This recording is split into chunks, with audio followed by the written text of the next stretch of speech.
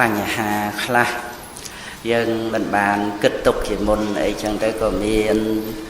អរអ៊ូលអីយើងក៏ចេះតែដោះស្រាយទៅហ្នឹងហើយចេះតែដោះស្រាយទៅមិនឲ្យមួម៉ៅដៅកាហាយខឹងក្រោតអីទេជាពិសេសគឺថាកិច្ចការងារក្នុងបុណ្យកុសលហ្នឹងគឺថែរក្សាចិត្តជាបុណ្យកុសលហ្នឹងឲ្យបានស្មោះស្មើចឹងទៅចឹងហ្នឹងហើយព្រោះជីវិតដែលយើងនៅរស់យើងសិក្សាធម៌អំពីព្រះសម្មាសម្ពុទ្ធមកគឺយើងបានចេះដឹងរឿងរ៉ាវក្នុងជីវិតនឹងឯងចឹងម្យ៉ាងវាជាវិបាករបស់កម្មហើយយើងអត់បានដឹងកុសលវិបាកអកុសលវិបាកអីហ្នឹងយ៉ាងណាទៅនោះទេយើងមិនបានដឹងមុនអីទៅនោះឡើយចឹងណាដូច្នេះយើងមានបញ្ញា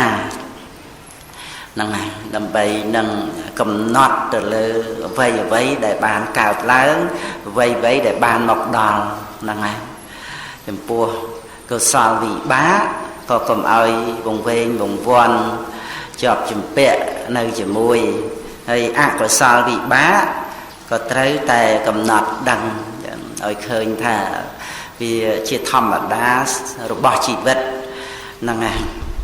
ម្ដេចម្ដាគឺយើងបាននៅរស់យើងត្រូវឲ្យកម្លាំងចិត្តខ្លួនយើងអញ្ចឹងណានឹងឯងកុំឲ្យមានអកុសលវិបាកអីបន្តិចបន្តួចមកទន់ខ្សោយនឹងឯងទន់ដៃទន់ជើងឬក៏អស់កម្លាំងចិត្តឬក៏កើតទុកមួម៉ៅក្តៅកាហាយបន្ទុះខ្ទាស់ទៅលើអ្នកនេះទៅលើអ្នកនោះហ្នឹងហើយគឺយើងត្រូវចេះឲ្យកម្លាំងចិត្តគិតថាទោះជាវាលំបាកម្ដេចម្ដាប៉ុន្តែយើងបាននៅរស់នឹងឯងទៅដូច្នេះយើងប្រឹងប្រែងទៅដោះស្រាយដើម្បីជាប្រយោជន៍ដល់ព្រះពុទ្ធសាសនាជាប្រយោជន៍ក្នុងកិច្ចការងារនឹងកុំចាំបាច់ដល់ទៅធំដុំណាដែលជាការបូជាបច្ច័យដីអីដល់ប៉ុណ្ណឹងសំបីតែជាប្រយោជន៍ដល់អ្នកដទៃនឹងហ្នឹងហើយម្នាក់អីនឹងក៏ដោយដែលយើងអាចប្រព្រឹត្តទៅបាននៅប្រយោជន៍នឹងឲ្យអ្នកដទៃនឹងបានសេចក្តីសុខនឹងក៏រីករាយជ្រះថ្លាសេចក្តីសុខក្នុងជីវិតរបស់យើងតាក់ទងទៅនឹងអំពើដែលយើងធ្វើផ្ទាល់នឹងឯងទៅក៏ណាយើងមានពិសោធន៍មកយើងដឹងណាអ្វីដែលយើងបានប្រព្រឹត្តទៅនៅក្នុងអំពើល្អជួយទំនុកបំរុងជួយសង្គ្រោះអ្វីទាំងអស់ដែលមានឧបនិស្ស័យអាចប្រព្រឹត្តទៅបានអញ្ចឹងណាហ្នឹងហើយដែលជាអារម្មណ៍នាំឲ្យមានសេចក្តីសុខ